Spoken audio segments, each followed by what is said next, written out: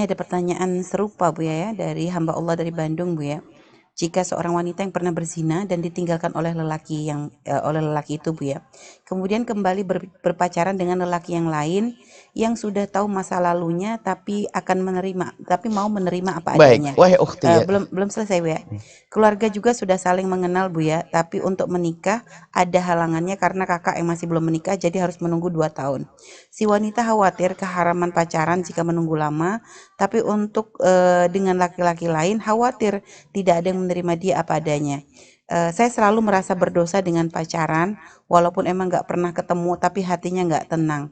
Tapi untuk melepas juga saya sangat berat. Mohon nasihatnya, Bu. Justru saya ingatkan kepada wanita tersebut, dia pernah melakukan zina, lalu ada laki-laki baru Iya, Bu. masuk wilayah pacaran. Ini menjadikan alasan dia untuk menerimanya, itu yang alasan bodoh. Alasan menerimanya bukan karena laki-laki itu benar-benar baik, tapi hanya karena khawatir nanti orang lain tidak bisa menerimanya. Berarti dia belum mengerti masalah menutup aib. Anda bisa menikah dengan laki-laki tanpa harus cerita masalah itu. Fahami makna ini. Tidak harus laki-laki yang sekarang pacaran dengan Anda. Baik. Anda laki-laki, permasalahannya ini kurang ilmu. Permasalahannya apa?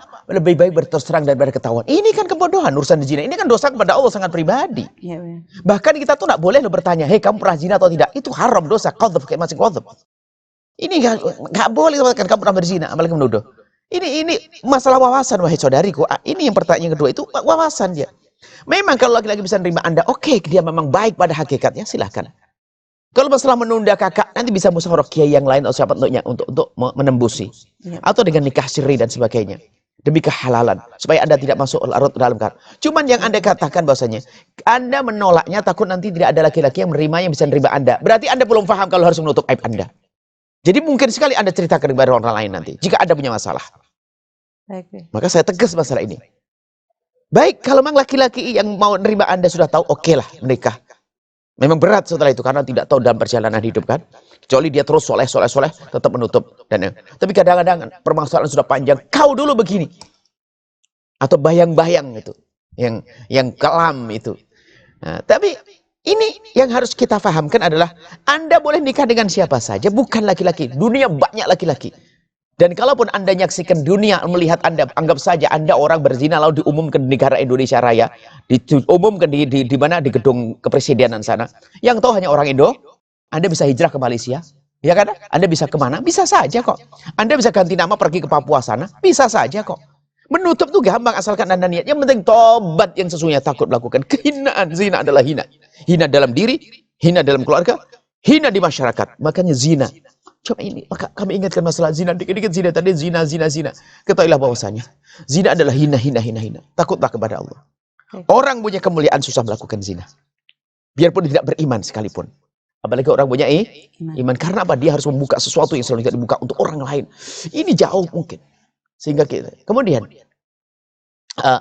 kalau ada orang, mohon maaf, orang baru non-muslim, lalu masuk Islam. Seorang cucu masih bisa bangga, kakek saya mu'allaf. Nenek saya mu'al, tapi kalau sudah kakek saya bekas berzina, sedih loh ya. Makanya ditutup. Makanya kita tegas masalahnya, tutup demi kebaikan cucu Anda. Demi kebaikan. Makanya kalau bisa menikah dengan orang yang tidak tahu juga dia berzina. Karena khawatir nanti terungkap dalam keadaan tertentu, terjepit satu masalah lalu berkata, mungkin anaknya mengarah kepada ini, mohon maaf, lalu jantas kayak ibunya dulu. Allah, ibunya dibawa bahaya. Gara-gara anaknya bandel. Mungkin punya anak perempuan yang nakal, tidak bisa diatur sama laki-laki. Akhirnya apa? Mirip ibunya. Akhirnya gitu, mau tidak mau. Karena manusia ini, kecuali memang bisa menjaga. Tapi kami ingatkan kepada Anda, laki-laki, jika Anda menemukan wanita yang terpuruk ini, nasihat.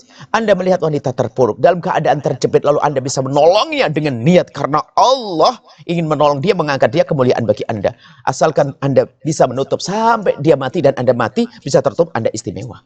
Ini sebuah kemuliaan. Anda menyaksikan video ini, jangan lupa berselawat kepada baginda Nabi Muhammad sallallahu alaihi wa alihi wa sahbihi wasallam.